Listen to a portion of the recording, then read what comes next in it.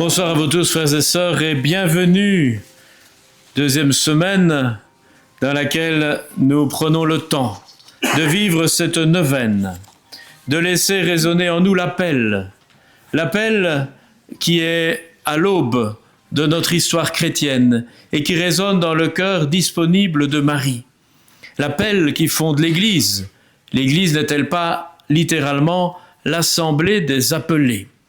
L'appel qui résonne dans le cœur de chaque baptisé, à se mettre au service de l'Évangile, à rechercher à vivre pleinement la parole de Dieu, à mettre en œuvre le projet de Dieu pour chacun et chacune d'entre nous. Depuis le début de notre neuvaine, nous laissons résonner cet appel dans les différentes réalités de la vie, le mariage, la famille, le monde de l'éducation, la solidarité, le développement, la santé. Pour que vive l'Église, il faut des ministères, des services durables, nécessaires à la vie de l'Église, reconnus par elle, consacrés par Dieu. Parmi ces ministères, il y a le ministère de prêtre, le ministère sacerdotal. Pas d'Église catholique sans prêtres. Ils sont au service de l'œuvre de Dieu, ils sont au service de la vie sacramentelle, ils sont pasteurs de communauté. Au nom du Christ. Configurés au Christ pasteur, ils donnent leur vie et s'épanouissent dans ce ministère pour que l'Église puisse être pleinement elle-même et assumer sa mission de service du royaume au cœur du monde. C'est le thème de cette rencontre de ce soir.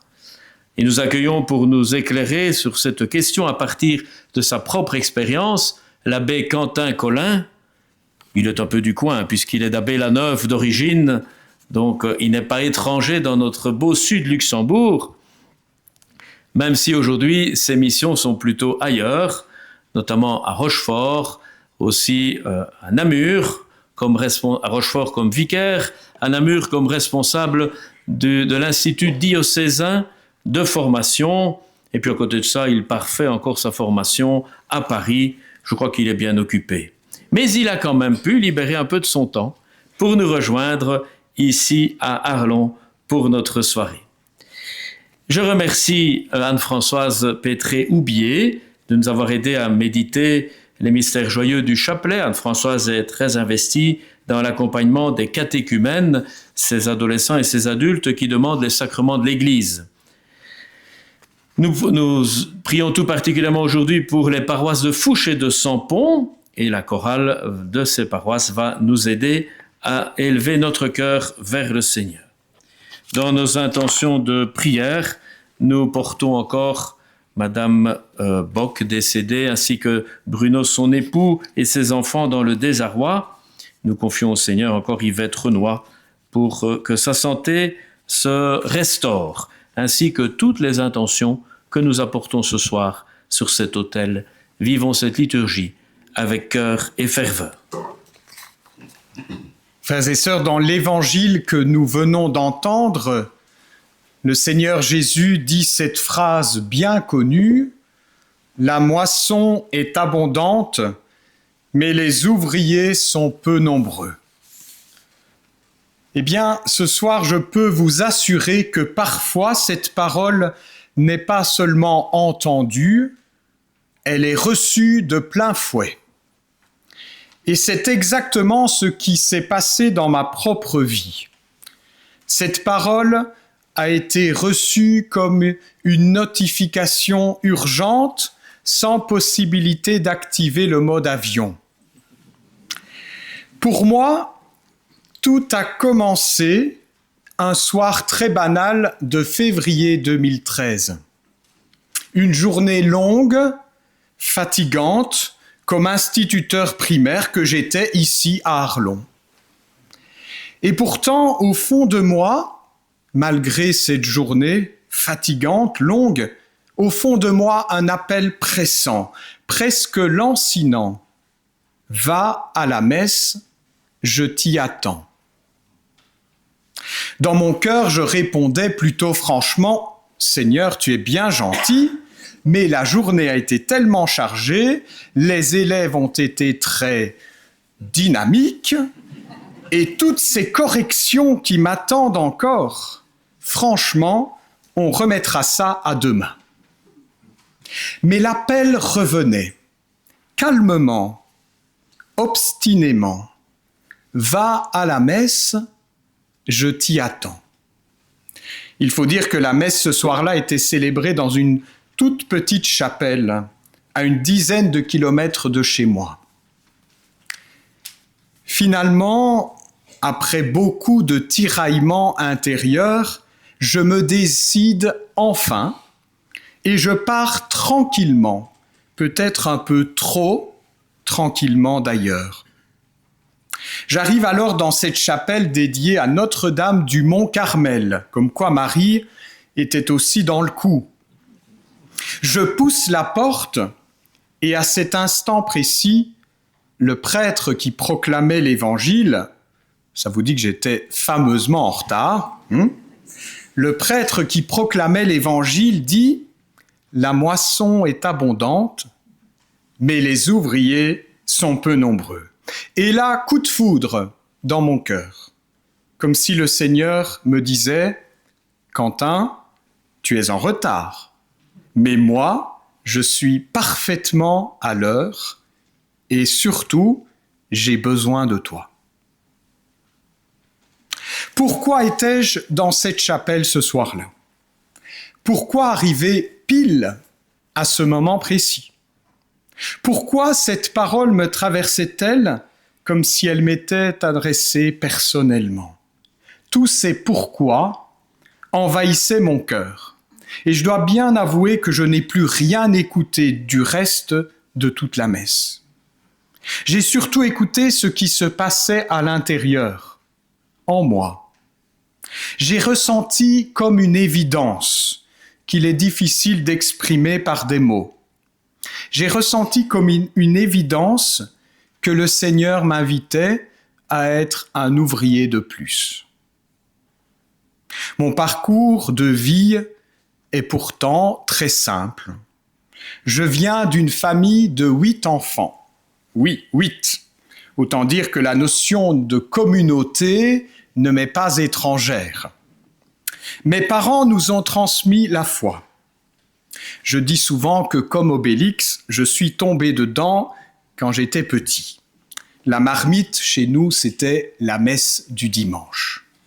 Le catéchisme, le service à l'autel, la participation à la chorale, la vie paroissiale, tout cela faisait naturellement partie de ma vie d'enfant et d'adolescent. Puis est arrivé l'âge de la majorité.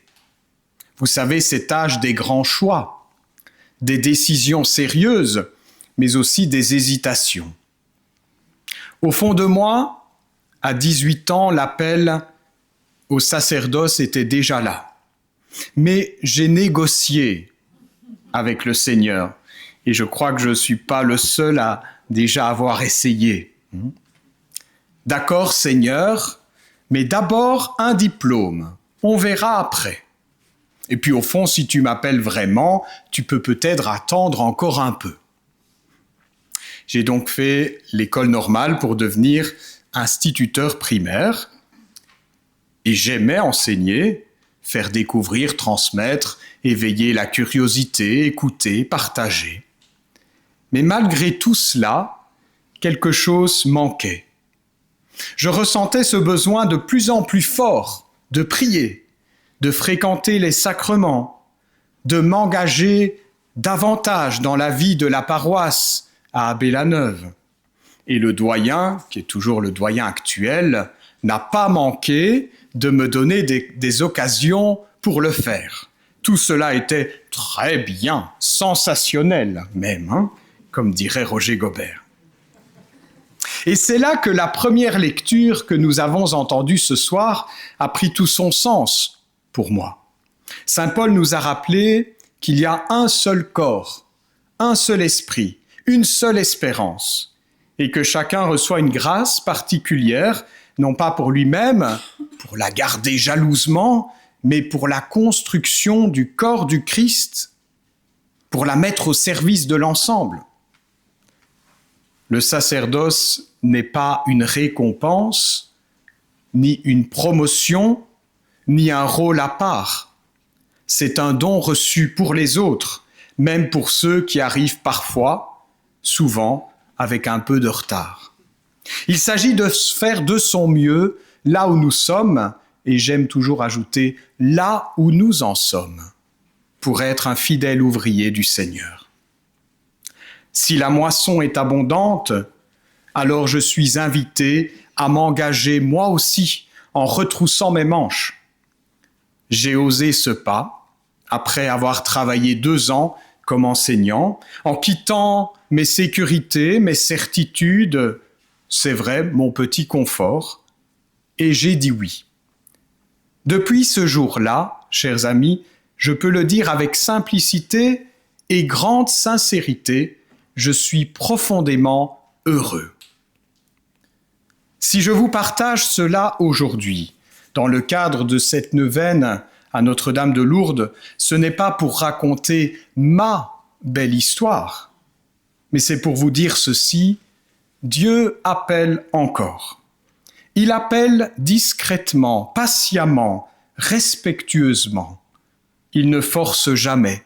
Il n'entre pas dans nos vies par effraction. Mais il appelle. Peut-être au sacerdoce, peut-être à la vie consacrée, peut-être à un engagement plus profond dans la vie chrétienne, familiale, professionnelle. Cette neuvaine est un temps précieux pour écouter ces divers appels que le Seigneur nous adresse. Frères et sœurs, la question n'est pas « suis-je capable ?» mais « suis-je disponible ?» Alors demandons, si vous le voulez bien, au Seigneur, par l'intercession de Notre-Dame de Lourdes, des vocations, de diacres, de prêtres, dont notre Église et notre monde ont besoin. Que ceux que le Seigneur appelle aient le courage de répondre, non pas parce qu'ils se sentent prêts, mais parce qu'ils osent dire, avec Marie, « Me voici, qu'il me soit fait selon ta parole. » Amen.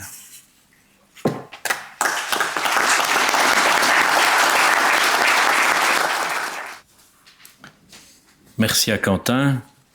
Dieu n'entre pas par réfraction en nos vies, mais il appelle inlassablement, car la moisson est abondante, les ouvriers sont peu nombreux, et il n'appelle pas pour une vie malheureuse, mais au contraire pour une vie heureuse au service de l'Église, au service des frères, au service du royaume. Comme chaque soir, nous sommes invités à un geste de partage. Ce sera pour la formation des futurs prêtres dans notre diocèse. Merci.